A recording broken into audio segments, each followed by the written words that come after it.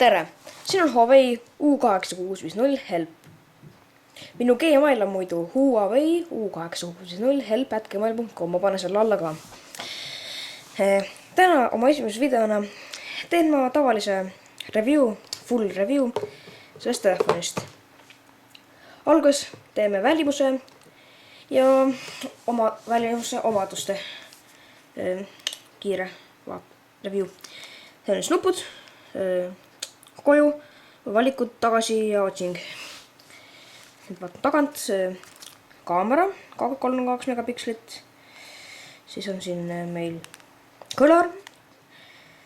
Siis on power button, käima panna.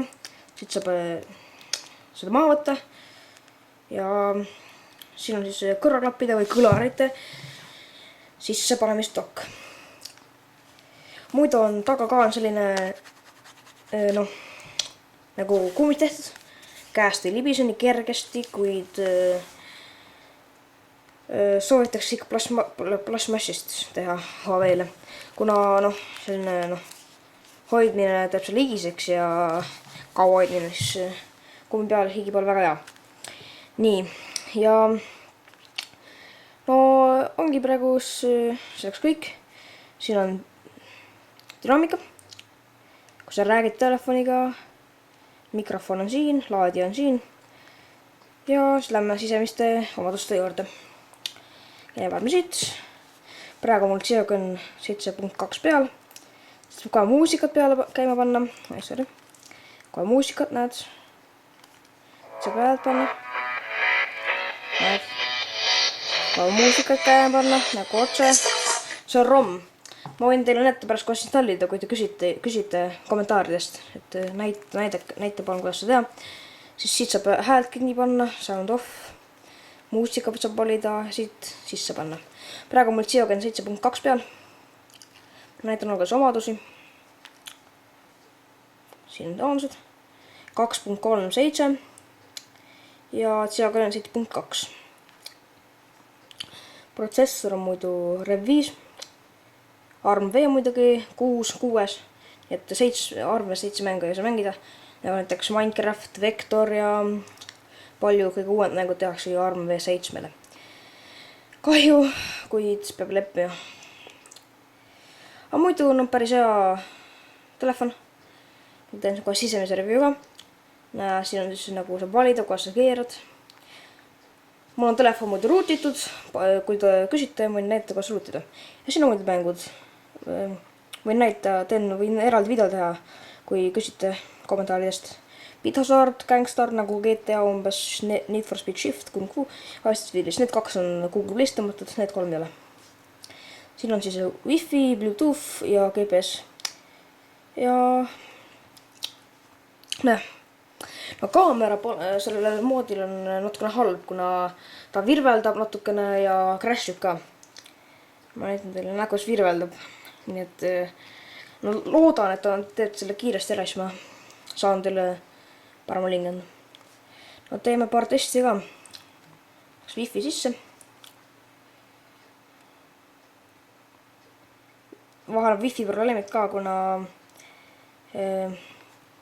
Wi-Fi sellel RAM-il on natukene Wi-Fi probleemid, kuid loodan, et Wi-Fi tuleb. Kahjuks Wi-Fi ei tööta, vahel on Wi-Fi probleemid, võin öelda. Ma näitasin praegu teile ühest probleemidest. Nii et, jah.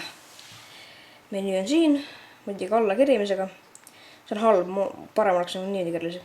Siis kasutan programmi nimega Swapper. See aitab mul mänge mängida, parema graafikaga mänge mängida. On näiteks Need for Speed Shift, Gangstar, Bithazard, need vajavad Swapperit. Ja Swapperi käivitamiseks on vaja ruutida. Ja ma võin näita tutorialt kõik väiksed detailidega, kuidas ruutida. Aga muidu kui kommentaarides on küsimusi, kuidas ruutida ja aidata. Ja te võite ükskõik mis küsimusi küsida, ma vastan neile. Lähme siis sisemiste asjade juurde. Et lahti teha, lihtsalt siia pane sisse, lahti ja muidu läbi saa automaatselt ekraan käima. panen kinni see. Siis siin on mudeli number, kuid see pole HB5K1H. Kuid näed, Li-ion battery ehk saab teda laadida 3.7 1400 mAh ehk kestab paar tundi, kui mängid. Ribakood, taaskasutatav 3.7 nagu tavalistel telefonidel on. No, see on siis praegu kõik.